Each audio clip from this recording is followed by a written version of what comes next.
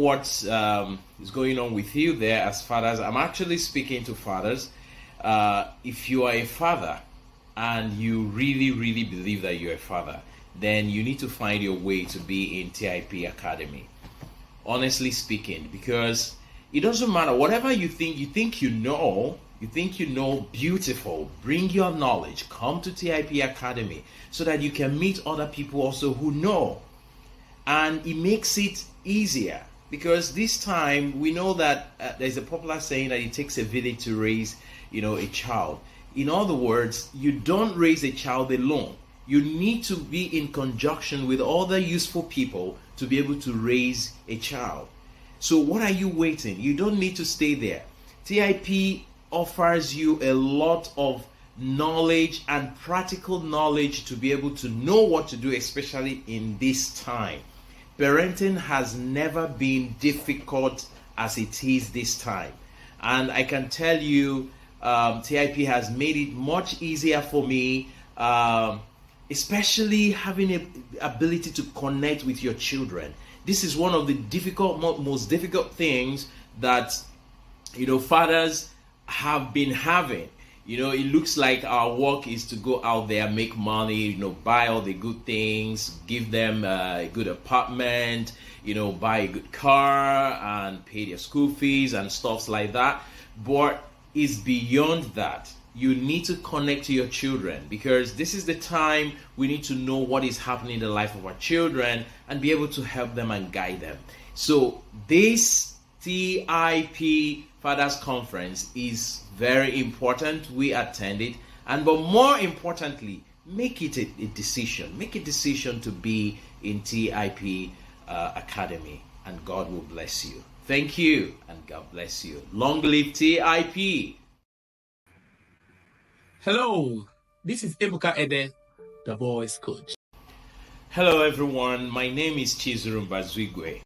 Hello, this is Ebuka Ede, the voice coach. But you know what? I am first a father before a voice coach. And I'm intentional about my duties, responsibilities, and role as a father. And the TIP conference has been that platform that has equipped me on how to lead as a father. Beyond being a speaker, I am first a participant at the conference. It was from the TIP Fathers Conference I understood that I'm not a sponsor but a father. I can't forget that word. A lot of fathers are sponsors who are paying school fees, paying rent, paying everything, sponsoring education, but are not fathering. And that was when I made up my mind that I would be a father. And I can see the result, tremendous results in my children. Do I connect with them? Do I understand the role of a father? Because there's no way you can be what you don't understand. And TIP Fathers Conference opened my eyes to understanding fatherhood as it should be, to raising children in the 21st century, to applying the right skills and strategies as a father, knowing that my strength is not in my fists, but in my ability to coordinate, in my ability to love, show empathy, teach, guide, and model the right lifestyle for my children, building the right legacy that will bring about societal transformation. Sometimes I wish every father I know in the world would be part of this. And I've been calling, and I'm still calling on fathers. Come into the ark, come into that place where we experience true transformation, where we no longer be sponsors who just provide money for food, rent, and everything, but who are really fathers who understood that a lot of our children are yearning for the love, the leadership, and the guidance of fathers. And until we arise to take our place, the evil that we are seeing in the world will not stop. As a leader, we must take our role. Join this ark, be part of the inner circle, be part of what we are doing here as fathers. Get other men in, and let's bring about a word of transformation. See you there.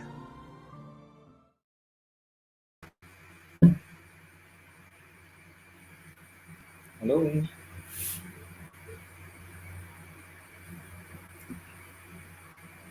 Can you hear me? Hello? Hello, can you hear me? Yes, I can hear you. Oh, great. Yeah, it's nice being here. Thank you so much. It's nice being here this evening. It has been impactful so far, and I want to welcome everyone in the fathers come to this fathers conference this evening. We It's so great being in the inner circle. It has been a transforming period for me in my life, and it's a place to be. This is another fathers conference, and we expect everyone to take part and take instructions from here to fly with. And at this point, I'll be co-moderating with Mr. Azuka Ishie. What do you have to say, sir? Yes, from the first session. Can you hear me, sir? I can hear you clearly. Oh, my nose is loaded. I can't even finish everything. To be in the TIP is the best place to be as fathers. I can't really know everything is being transformation. And one thing I want to tell every father is that TIP is the best place to be. I can't see another community as TIP. Come and enjoy with us. Let us parent our children intentionally. In fact, parenting is war. Where you start matters. How you finish is where the next generation we start. All right. We don't parent by guessing, we parent by knowledge and skill. Welcome to the live section for this section. Thank you very much, my co-moderator. Yeah. So it's high time we log on to our coach. We are hearing from Coach Ebuka today, and we would expect his bio to be reeled out. So sit back, relax, and hear about who the powerful man that is going to be speaking to us this evening.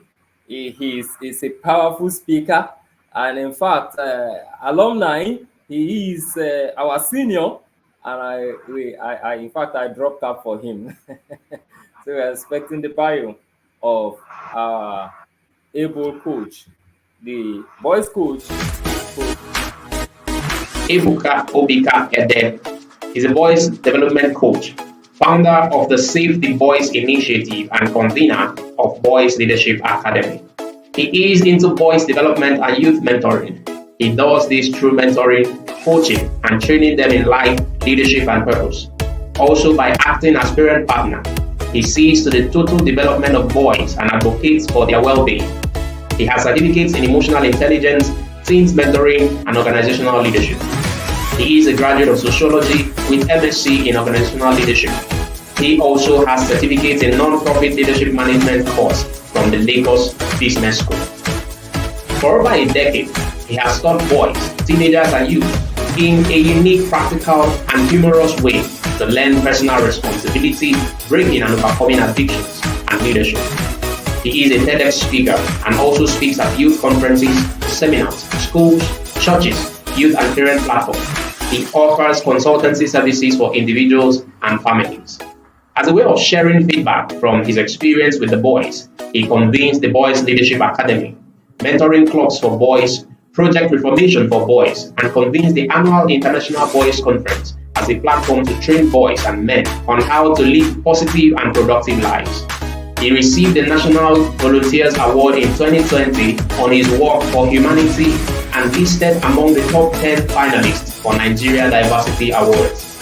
He is the author of The Journey into Manhood, Puberty in Boys, Compendium for Boys, and Body Safety for Boys, Purity Code for Boys, King's Meal for Boys, Journals for Boys, and Energy and Tantrum Control for Boys.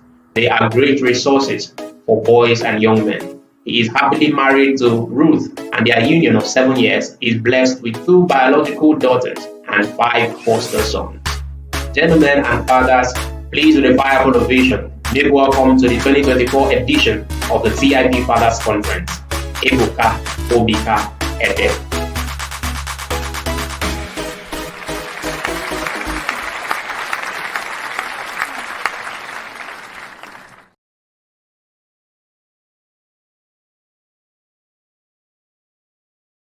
Hello, everybody. Good evening, good afternoon, good morning, wherever you're joining us from. Thank you so much for joining. I'm glad to be here. Thank you so much, TIP, for having us again. I deeply appreciate.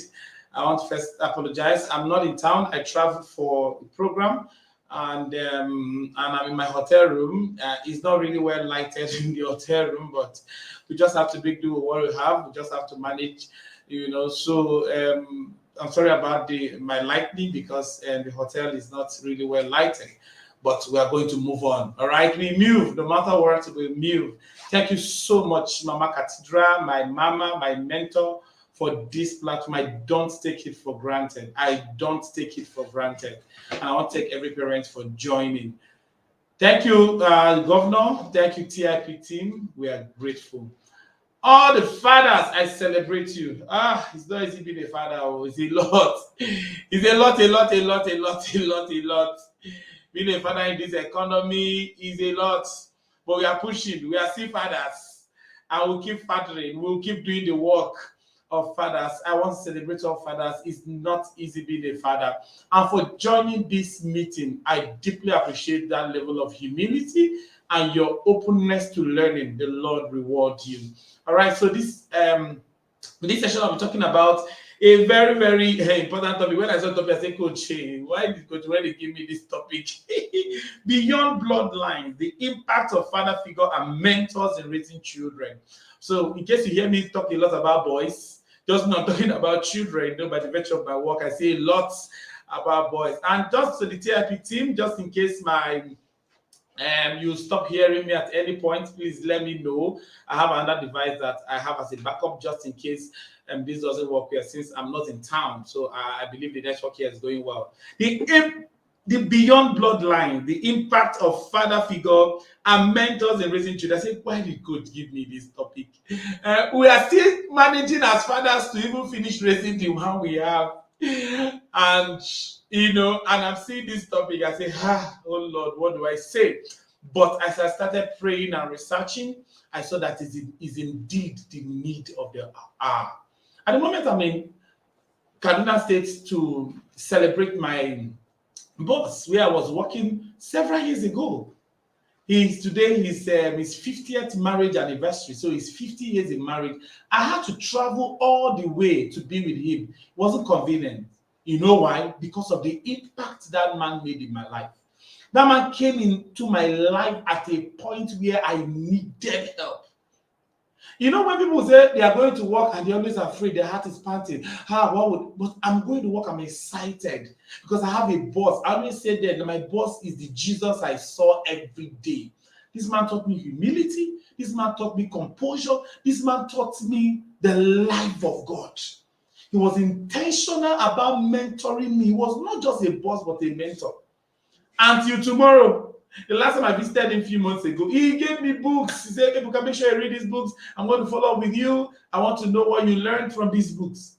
There are some things I can't do in my life because of what I've learned from Marjan. I can see every day the way I work with people, the way I relate with my staff, just how Marjan related with me. What has he done? Beyond bloodline. That man has impacted something in my life that I can never forget. So one of the things I want to do with you in this meeting is to just share stories. But guess what? I'm raising foster sons. I'm sure you saw my Bible that I have 5 foster sons. I have a lot of foster sons. And I'm going to share stories. And I'm intentional to share stories, of mentoring before I even became a coach or before I had them as foster sons. How we have impacted them. I'll share 3 stories that will blow your mind. Why do we need to begin to intentionally raise and mentor other children even beyond our bloodline?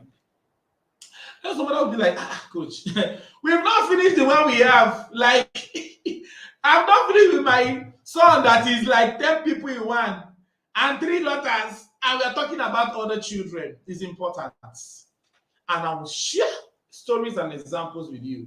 While I was preparing for this meeting, just before I came in, the Holy Spirit dropped somebody in my heart, and it's Jonadab. Jonadab, the cousin of Amnon. Amnon was the person who raped Tamar, his stepsister.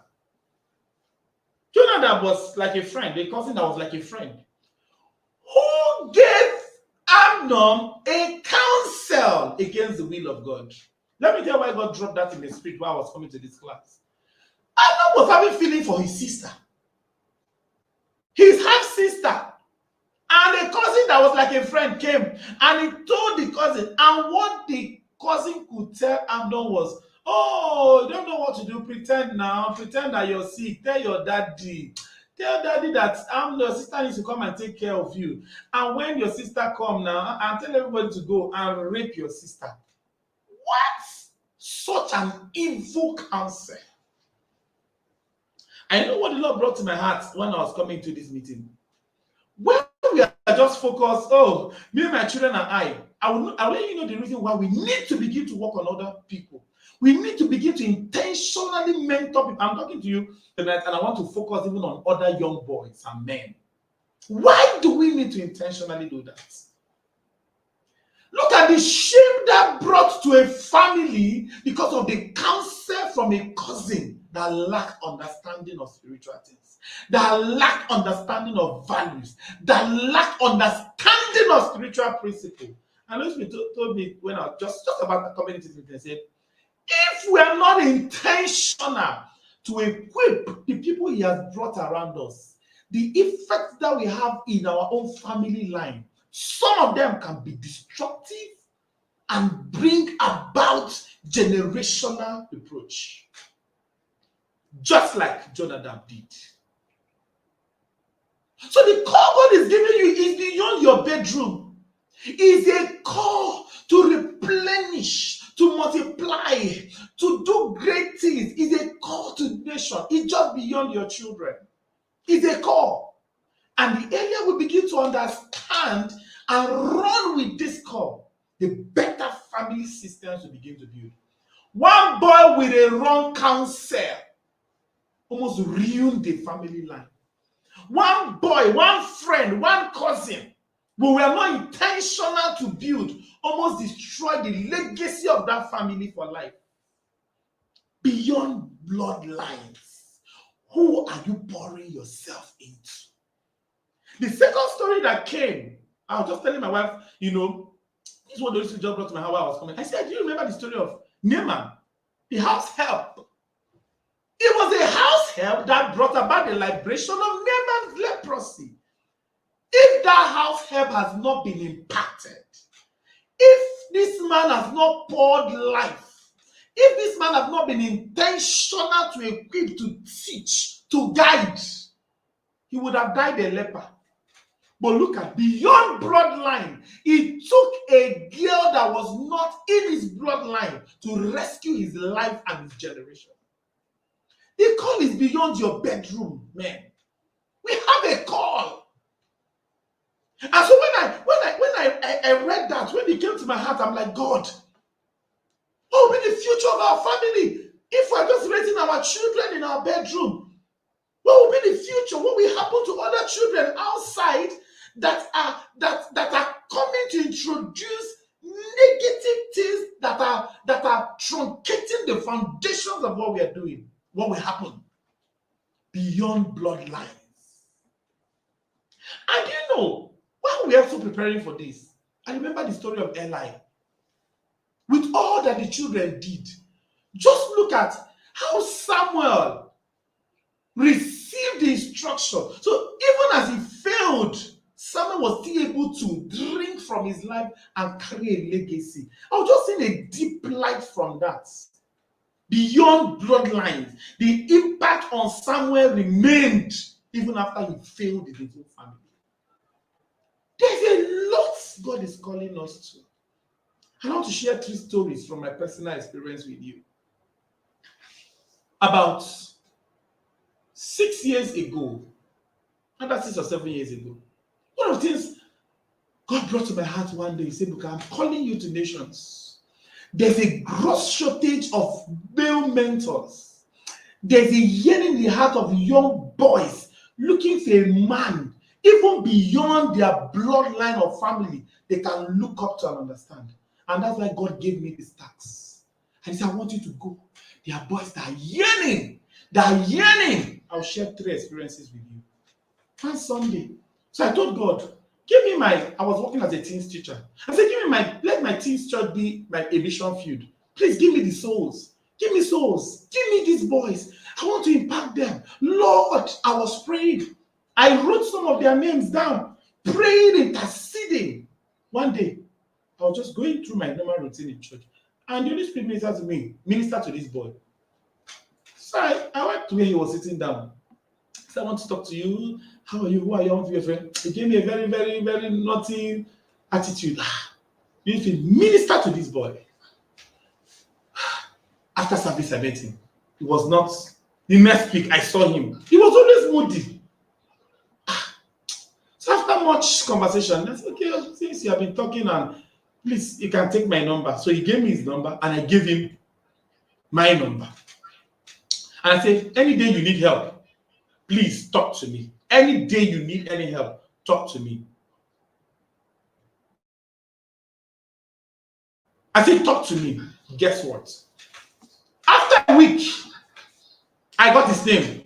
I was praying for him. After a week, one of the nights when I finished praying, about 2 a.m., I couldn't sleep. I was restless. On my bed, I was just restless. I'm like, "God, what's happening? Why am I restless?" Beyond bloodline. You know what I started doing then? I don't switch off my phone in case any of them call me at night. Past 2, my phone rang, and I saw it was this boy. Immediately, I jumped up and I picked. I said, "Are you okay? What's wrong with you? Is there any problem?" I said, "I want to see you." And the press, you know this going on with me. I want to see you. I booked an appointment for him that day for 12 p.m. And when he dropped the call, I'm like, "Thank you, Lord. If I had slept, that was why God kept me awake." Guess what? When I spoke with him, we started a journey of transformation. One day he told me that night he was having suicidal thoughts, and he remembered that one teacher gave him a number, and he told himself he's going to try to call this teacher once. At past 2 a.m., he said, "I'm going to call him once. If he doesn't pick, I won't give it a try again. And I'm going to just do something, take my life or something." It was suicidal at the middle of the night. God kept me awake after interceding. Past 2 a.m., and that call came in. Great men, what if I was asleep? Today, that young man is a graduate, one of the best in his department. What if I was asleep? When I look at the transformation in his life today, I kept asking myself, "God, what if I never approached him that day in church? What if I was asleep that night? What if I missed that opportunity to impact him?" Beyond bloodline, there are young men yearning for leadership. Our prisons are filled with young men yearning for leadership. Drug rehabilitation homes are filled with young men. When you hear each of them, you could just see there's a deficiency. Nobody is speaking into their life. They are yearning, they are crying. Who will come to my rescue? And those ones we neglect are the ones that turn back to rear the children that we are busy building. We must begin to build beyond bloodlines. There's a lot of work. The harvest is plentiful. Laborers are few. Story 2. One day in church, we're having a teenage Bible study. There's a what I want to say tonight, I don't even know. But let me finish this story. I was having a teenage Bible study, and I saw a boy that was sleeping for the first time. The Holy Spirit ministered to him. I said, Lord, I don't know this boy. I don't know what to say. Minister to him. I'm still sorry about my light and my background. I traveled for an event, and the hotel room where I am don't have a good lighting system, so I just manage it. I was still dabbling around, reaching out to him. After some time, he stepped out. I saw him walking out. I was afraid, God, should I talk to him? Should I talk to him? Oh my God. He walked out. I lost my peace. It's as if God was giving me somebody to rescue, and that person slipped out of my hand. I lost my peace. I said, Lord, show me mercy. How do I get this boy? How do I get him? Beyond bloodlines. I'll tell you something. I honestly told me that he went out to smoke and he will be back. Really? True to it. After some minutes, he came back. He walked in. And I just went and met him. How are you? What's your name? I'd like to talk to you. He was, what did you go out to do? He was trying to. I said, he went out to smoke. It struck him. How did you know, sir? And we started a relationship. You know what? He was a terrible cultist in his school. He was just going to the final year and was going to be promoted to be the head of his confraternity. And he said that will lead him to start killing people. That intervention rescued that life. Today, he's a graduate. And at the International Boys Conference, some of you that followed, he gave his testimony of transformation. How he was delivered from pornography, sexual perversion, cultism, drugs, all manner of deadly things by someone who chooses to see beyond bloodlines. If he wasn't rescued, how many would I have killed today? It would have been my daughter that he would be gone for. It can be any of my family members.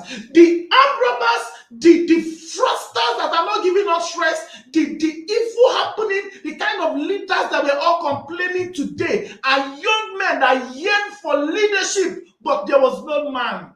Today, everybody suffered for the ripple effect of a broken child.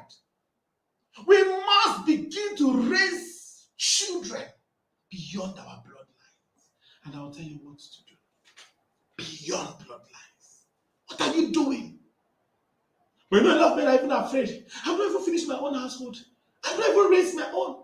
How do I talk to another man for what I've not even seen transformation? I'll tell you what to do. I have several stories. I'll just share this last one. One day, I met a boy. I told him I want to mentor you. And he was open. So, thank you, sir. I've been looking for a mentor. We started relating. Then, 2 years ago, we had a program. He was supposed to serve in that program. But on the day of the program, I didn't see him. So where is this boy? It's strange. His numbers were not reachable. Nobody knew where he was. I started praying. I said, Lord, I feel strange about these movements. I was praying. I didn't see him for like 3 months when he came back to tell me what happened. But I kept praying. What happened? He's a graduate from secondary school waiting for university. And his friends all the way from Benue State, Nigeria, he was in Abuja. Classmates of secondary school called him and said, you are still done with school and you are not doing anything, you are not making money. Come, let's teach you how to make money. I then hypnotized him, told him a lot of things. See, I didn't know what they kept pressuring me for weeks. He took his money, carried his bag. Listen, took a cab, took a bus to Benue to go and meet those 2 of his classmates. He said when he got there, he now saw another person. He don't know the person. So apparently those 2 classmates invited him and the other person. So we're going to teach you just to make money online and all of this. But before we make the money, we need to fortify ourselves so that we can be strong and understand and have a lot of surplus and all of that. So they said, I agreed. He said, okay, we'll travel to Ondo to just see one Baba that will just fortify us. It's nothing serious. They agreed. The night before their journey, he had a revelation. In that revelation, he saw me standing with him. Then saw those two friends. So he was two in that revelation. I was with him. Then his body was also doing something else I will tell you. Two of those his friends wrapped him in a red cloth and carried him as if they were going to a shrine to sacrifice him. So the appearance was that of somebody going to sacrifice a boy. Was a revelation just the night before they would have left Ondo. So in that revelation, he stood with me and I asked him, why are you allowing them to carry you to that place? Can't you see what they are going to do with you there? Can't you see what they are going to do with you there? Why are you allowing them to carry you to that place? And you woke up. Great men, you know what was going on? They wanted to go and use him for rituals the next day. And God used my face to appear to him in a revelation to show him what they were going to do. He woke up that morning, told them he wanted to go and pick something, and ran back to Abuja. He was crying and begging for mercy. If we didn't collect, he would have been dead by now.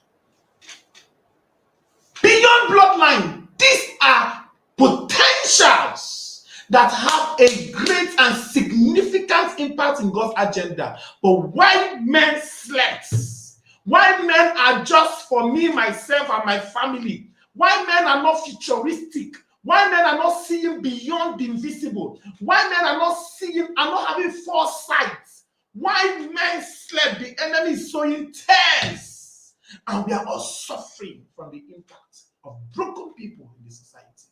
Beyond bloodline, there is a call over you to raise other people, especially other young men. Young men are there looking for a man that will model healthy masculinity beyond the bloodline. Crying, where are we? I have several other stories to share, but I'll stop here and I'll share 3 things that I think we need to do. Don't forget what I said about Jonadab. He was a boy that David did not also train. Oh, that almost shattered the family line. Tell his own cousin like a friend to sleep with his half-sister. The person that was not mentored, even beyond bloodline. It was a house help that brought about the liberation of Naaman. That should show you the impact that have been done, even beyond bloodline, that girl brought about his rescue. Beyond bloodline. So there's work for us to do, and you must know as men, there's nothing too expensive for the rescue of a destiny. My own, I'm not finished. There's nothing too expensive for the rescue of a destiny. When there was a war between Ukraine and Russia, one of those days, I sat down and I was looking at there was a trending picture of one of the presidents of the nation when he was like 12 years old. His picture was trending. And that night, I took my phone and I was looking at that picture. I said, God, if somebody captured this young boy, I was looking at it, one of the presidents that really caused a lot of torture when that war, that crisis happened. I said, Lord, if somebody has captured this boy, I was looking at him at a 12 years innocent boy.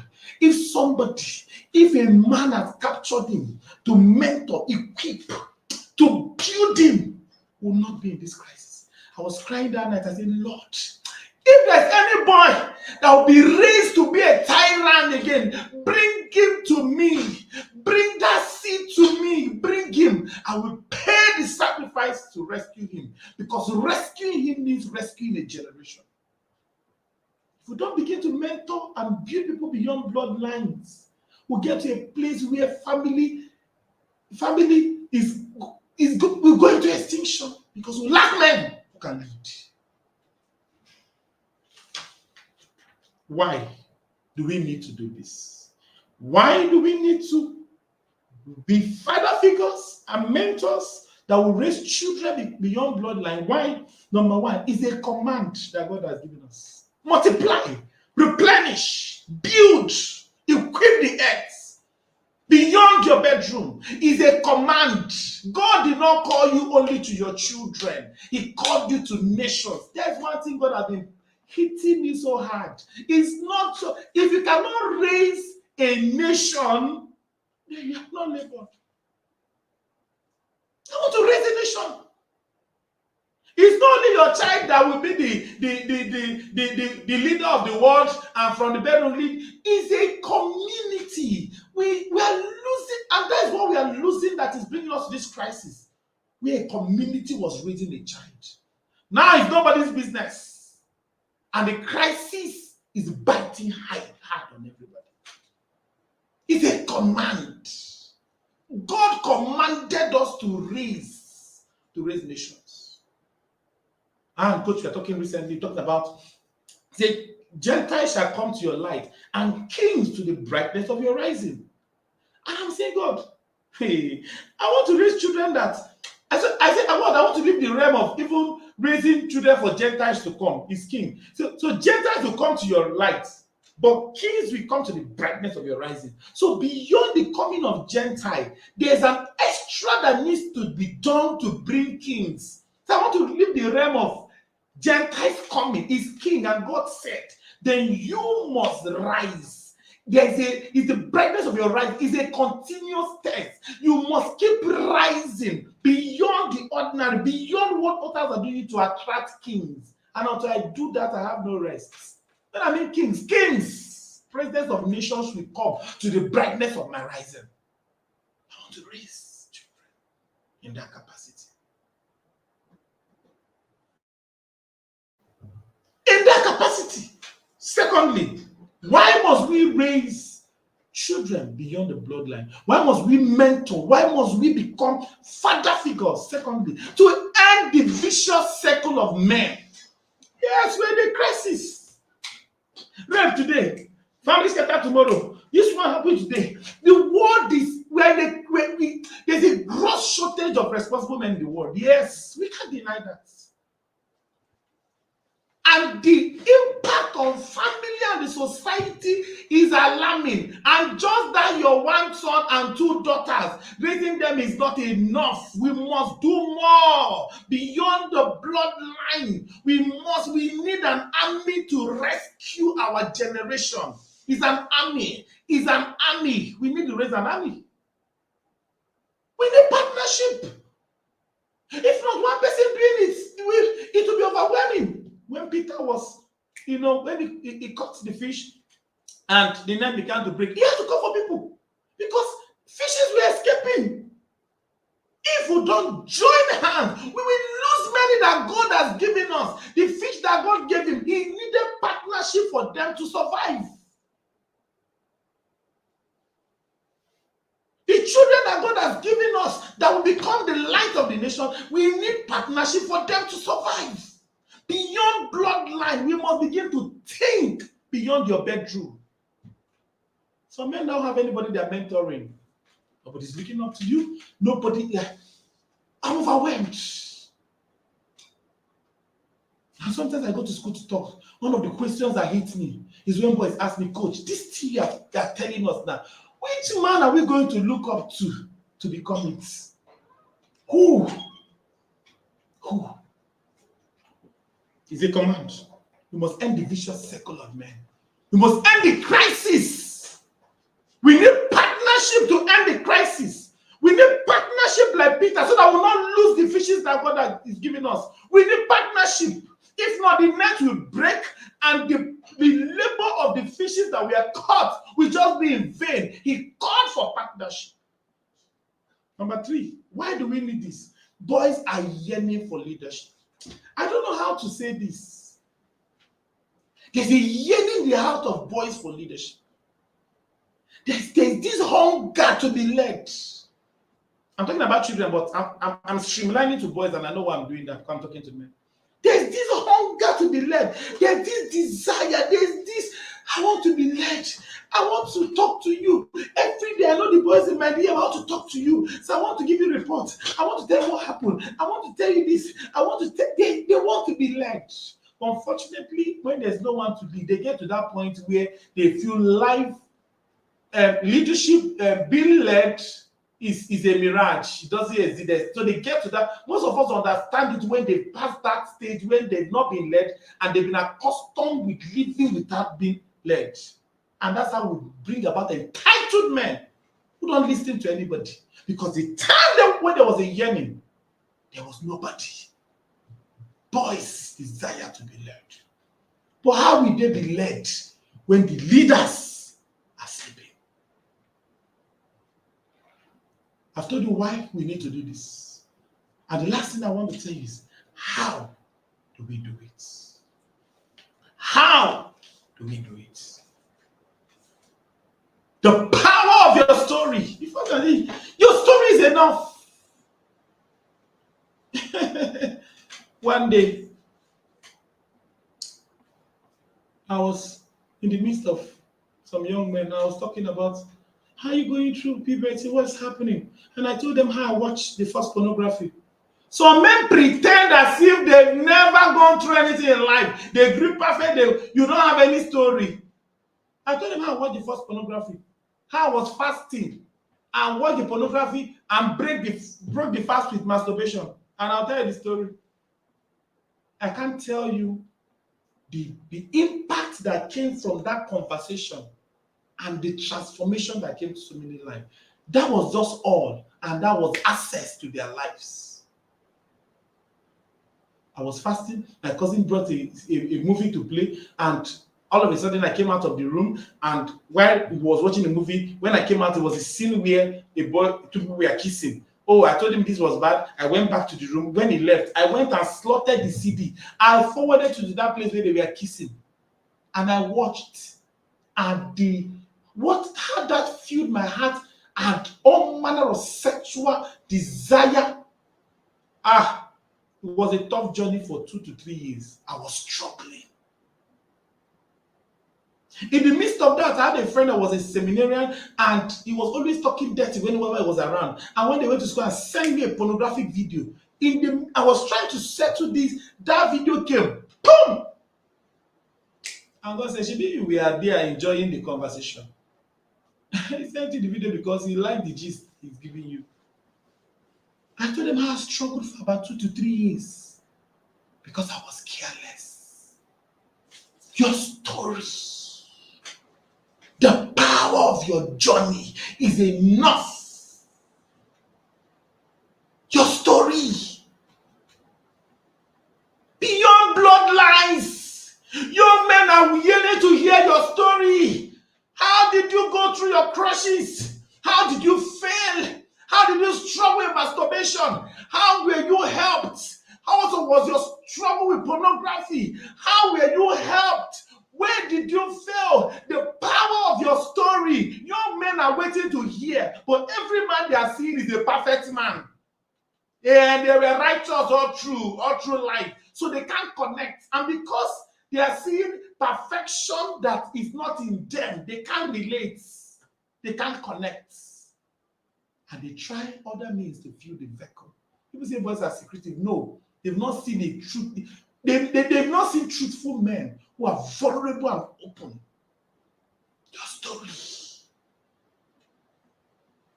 When I hear parents talk about mothers say, "Hey, my husband says he's too shy to talk to my son about sex education. He's too shy. Hey, he flogged my son because he caught him watching pornography. Hey, he flogged my son because a girl sent him that I love you." Didn't they tell you that they love you when you were 16? Didn't they? Didn't you tell somebody? Why did God make you go through that? Like Jesus, he has made you a perfect high priest who understands the infirmity of the people, because you have gone through that same process. You were an infant, you were born, you were a child, you went through childhood, you went through puberty, you went through pre-teenage, you went through the teenage year, a young adult before you became an adult. You went through the process. You understood crushes, you understood sexual urges, you understood erection, you understood how it was difficult. Some of us fell into pornography. Why pretending to other young men that all was well with you? Why? They can't connect.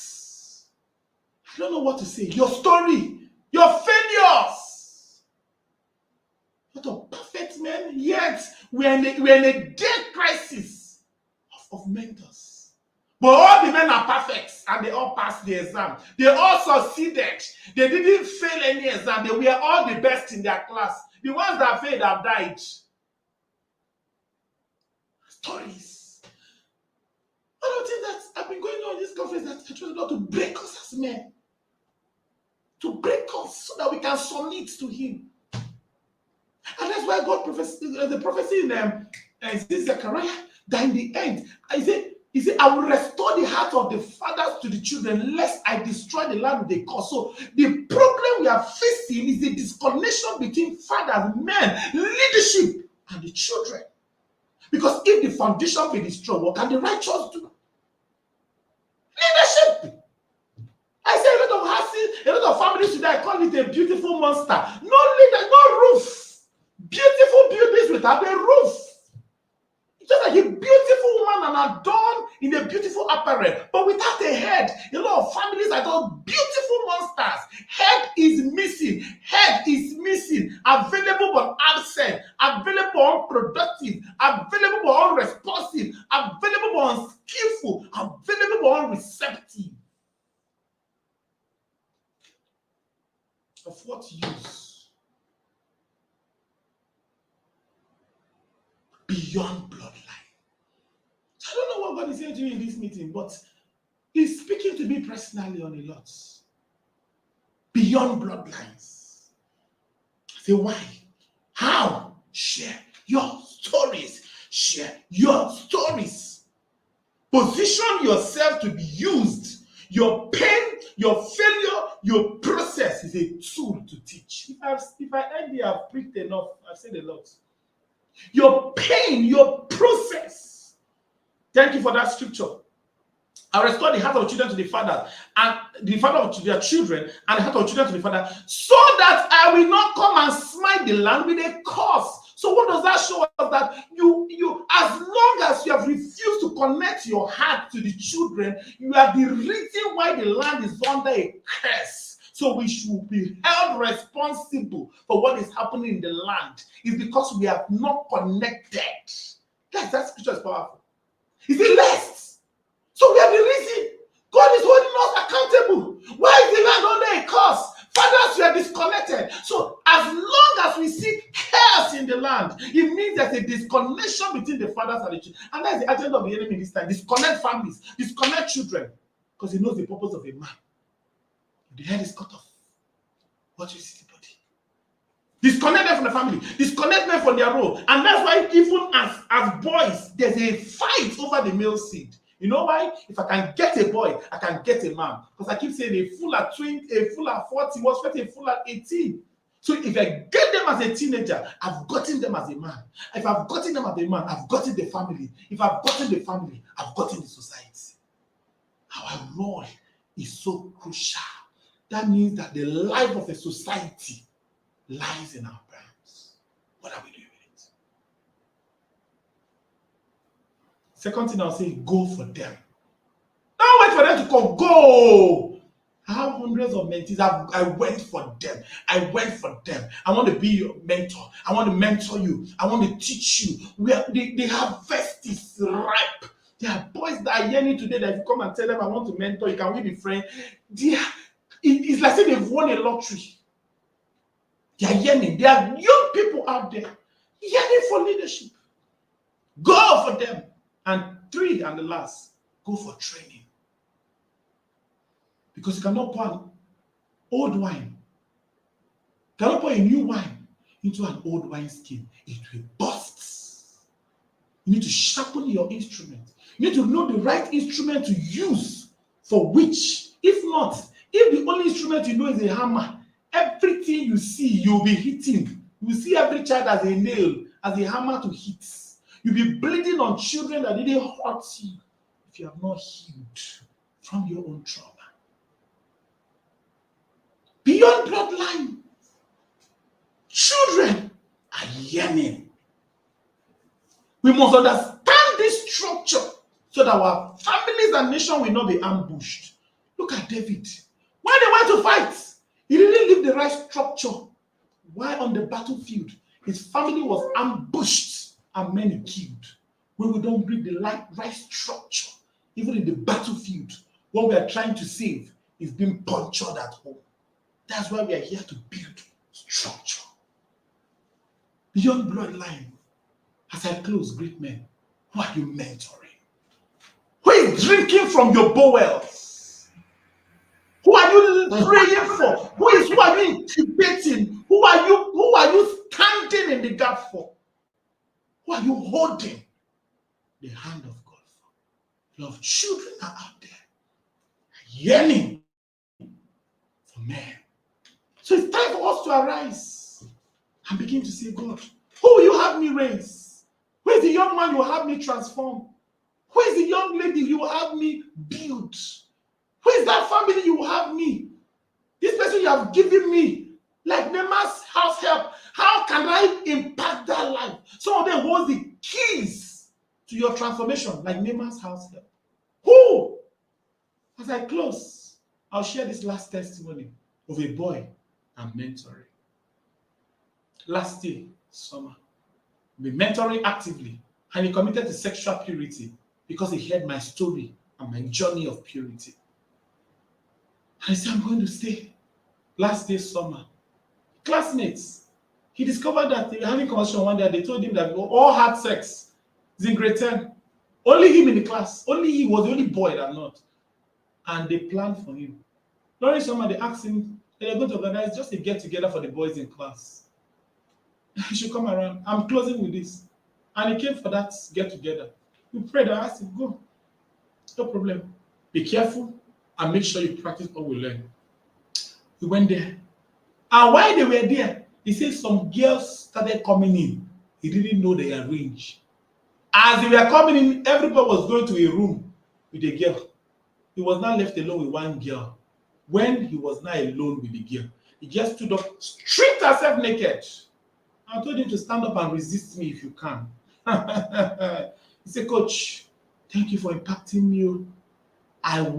All my body was standing, erection, everything. I was like, God, what do I do? All that I've learned, I've committed. This man has taught me. He said in that time, it was just the voices of all that I've said to him that was coming to him. He said, but this girl held me and insisted I must have sex with her. So I was praying, he said, God rescue me. He said, Coach, I just turned to my right and literally saw you standing in that room and looking at me. He said, I froze. And he turned to her and said, my coach is here. He said, immediately I lost the erection and ran out of that room. He said, thank you for impacting me. I can't explain this encounter. We rescued my life from destruction. How be it? There are a lot of boys today are in drugs, are in pain, yearning for that man who will come to their rescue, yearning for that man who will come to bring transformation to their life. We're going to give accounts to our master. Those boys and girls is bringing around you. Those people is bringing around you to raise. What have you done with them? They are drug addicts that come to your office. Some of them are fraudsters that are doing businesses with you, and you pretend as if you don't know. God brought them because he wants you to raise them. They may be the president tomorrow. They may be the governors tomorrow. And if you miss that opportunity, you are destroying not just yourself. The generation will go through the pain of that neglect. That's what Jonathan Edwards said. If our boys are not equipped to lead family, not just our sons, if our boys, our male young men are not equipped to lead families, the families of the next generation, we have no leaders. But who will equip them if the people that have been covered are sleeping? Arise, O men. Arise, brethren. Arise, fathers. Arise, brothers. And let's get to work. We cannot continue to allow the enemy sow tares and steal our seed. It's time to arise. I'm busy, but I have people I'm mentoring actively. If I keep sharing testimonies, I've shared like 5, you will be shocked. Because when you just stand and yield, God knows what to do. I'm building skill. I have books. I have like over 10 books on men. I have books on mentoring men. I have book on counseling men. I have book on raising boys. I have book on men. I have on counseling, on reaching out to men. I have book on organizing programs for men. I'm reading. I'm sharpening my skill. I'm an intentional parent. I was here almost 2 years before my wife because I am the head. I cannot be there and say, hey, and my wife is a prayer machine. Me, I just like to sleep. But thank God that God gave me a wife that will be praying. Your own is to sleep. Sleeping machine. Your wife is a prayer machine. And you are proud to be at ease in Zion. People say, whoa, to that man. Who is at ease in Zion? Your wife is spiritual head. Is a shame. Let's arise. We need to connect to our children so that land will not be destroyed with a curse. Let's arise. Look at Philemon and Onesimus. That man would have been lost if not for mentorship of Paul and Philemon that rescued Onesimus would have been lost. I hope you've learned something tonight. I want you to go back and let's reflect. I know a lot have been coming to this program, but I'm speaking to you as a brother, as a friend, as a father, as a colleague, sharing the burdens of my heart and calling you to join us in this work. Thank you, fathers. Love you all. We're proud of you. Thank you for the rest. God continue to keep you and raise us as kings and parents this time. Thank you so much for having me, TIP. Thank you, our anchors and moderators. God bless you. Wow. I keep hearing, arise, arise, arise.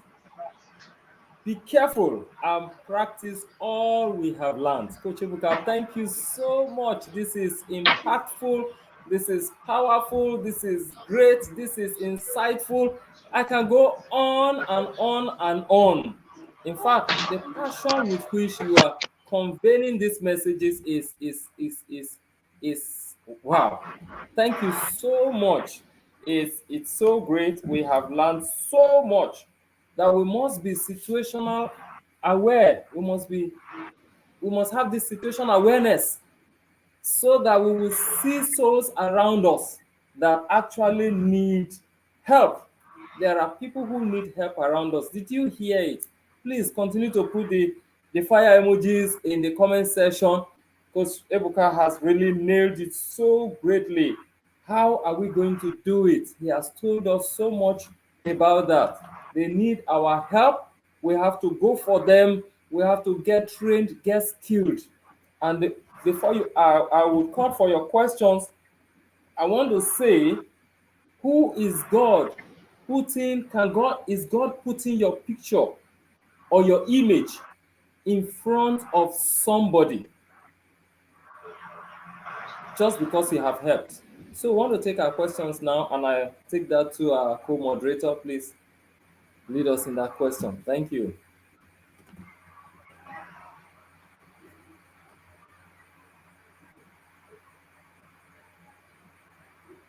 Yeah, take the questions. Mr. Ishe. Okay, can I read the question and answer?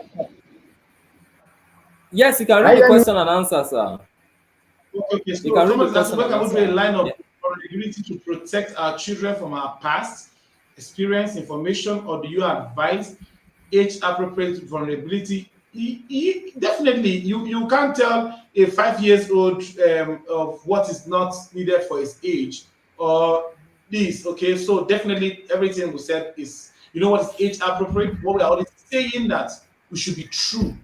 We should be truthful about our journey. A lot of boys we take bearing and strength from our journey. Okay, so you must know what is age appropriate. When can we draw a line? When can we draw that line? So I think I've answered that. What is appropriate? What is vulnerable? What is appropriate for the age? You must know when to share. But what I'll say, fathers, is don't be ashamed of your story. Don't be ashamed of where you're coming from. Don't be ashamed of your process. Don't be ashamed of your process. If you've struggled, another man needs your help at that time to get. You can see, I told you how I struggled at age 14, 15, and I was able to tell Anayoma after 10 years, and it brought transformation. So you will know when to. But sometimes some people are even afraid, are ashamed. Oh, how will they see me? How will they? No. People will not see you because as a failure, because you are vulnerable, and it depends on our concept of shame and trauma, where we are coming from, that makes some people to really feel ashamed of certain things. But we must know where to be able to share our process, our story, our journey is a tool to equip others. Okay, thank you very much. Yes, there's another question there. How can you help someone who is addicted to porn? So much so that he told me, Uncle, pray that God takes my eyes. It's the only way I can stop porn. Thank you so much. Well, it's a conversation I need to have with that person, because I tell people sometimes from sexual addictions to pornography, all of that can be a journey of some people need to go through a journey of healing. Sometimes I need to sit with the person and know, how did this start? What is your story? What is your journey? All right. And the person must be ready to. Some people struggle with porn and want to give God the timeline. Want to give themselves the timeline. Oh, it must be done in 2 weeks. I've tried this way, I've tried that way. Another person's process of method may not be the way God wants you to deal with it. But I might share my own story and my journey and encounter. I might go and do the same thing I did, and it doesn't work for you. So whenever I want to deal with the issues of addiction with people, I want to know their story. I want to know their journey. I'm willing to talk to that person and say, okay, this is what we can, this is how we can hold each other accountable. I have a number of boys that are working through the journey of freedom from pornography, a number. And we have a process of accountability.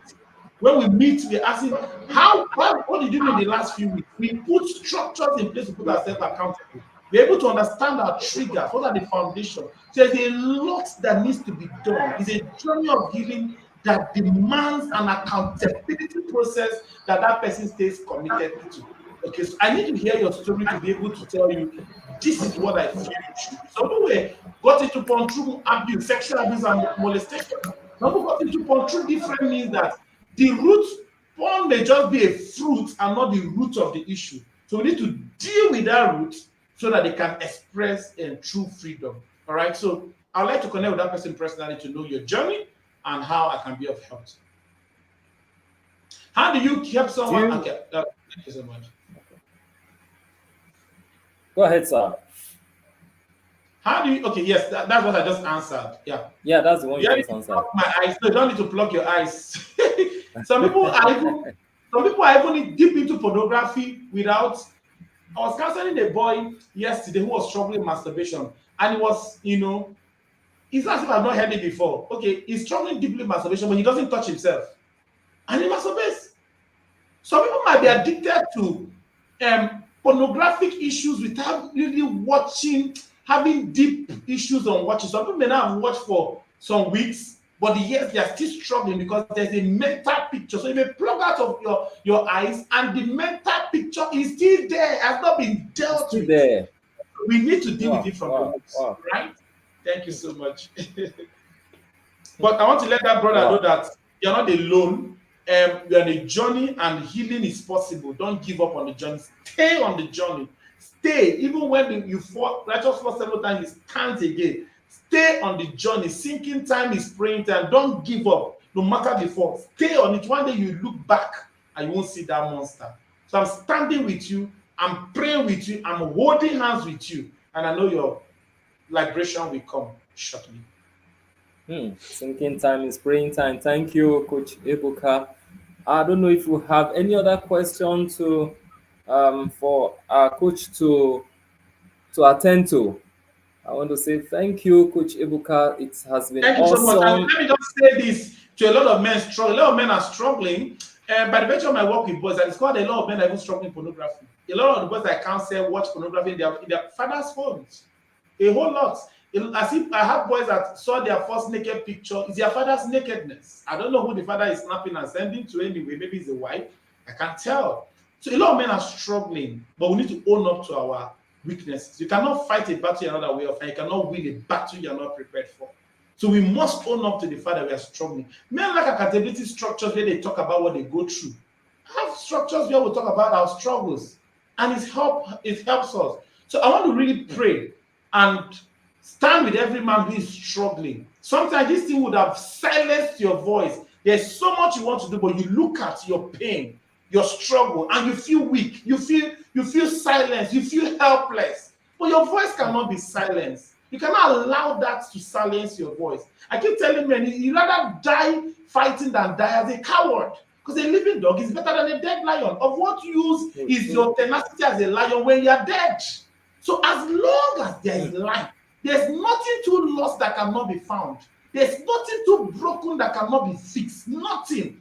I've counseled people of transgender, homosexuality. I've counseled people struggling, having sexual intercourse with inanimate objects. And I've seen there's nothing too broken that cannot be fixed. Agree with God. Refuse to give in to the struggle. No matter how you fall, rise again. Get help. Share with other men. Let's hold our hands. People that will hold you accountable. And I see God bringing freedom to that man that is struggling. That addiction is broken, is over, and your freedom is coming. Thank you so much for having me. For other men that may want to connect with me or talk to me personally, that's my Instagram handle, Ebuka_voice coach. Sometimes my DM can be full, but follow. Let's keep working on and learning together. Your sons that are not in our academy, please bring them on so that we can partner in raising the future. So the way you are raising your child, it gets to a point where you want to hear an external voice. That's why we are raising you to be that external voice to other people's children. But your son will also need that help as they grow. So it's a partnership. Your son needs me, my son needs you. All right? We need to work together, to build the society of it. I'm happy men are coming together. I'm so excited. We can bond, we can play, we can have fun, we can cry on each other's shoulder, we can be there for one another. I'm rooting for every man. We will win. No matter the economic struggle, we're going to stand through. I love you, man. I love you. Let's tell ourselves I love you. We can pull through. And happy Father's Day. Thank you, Mama, for this platform. Thank you, Coach Governor, for being a great mentor and really leading me. I appreciate and honor every one of you there. God bless you. Thank you, Coach Ebuka. Thank you so much. We are so in the cohort 1G of the Inner Circle Intentional Parents Academy. Happy Annual Fathers Conference. God bless you.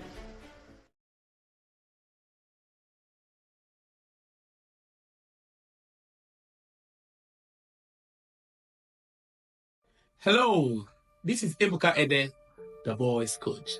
But you know what?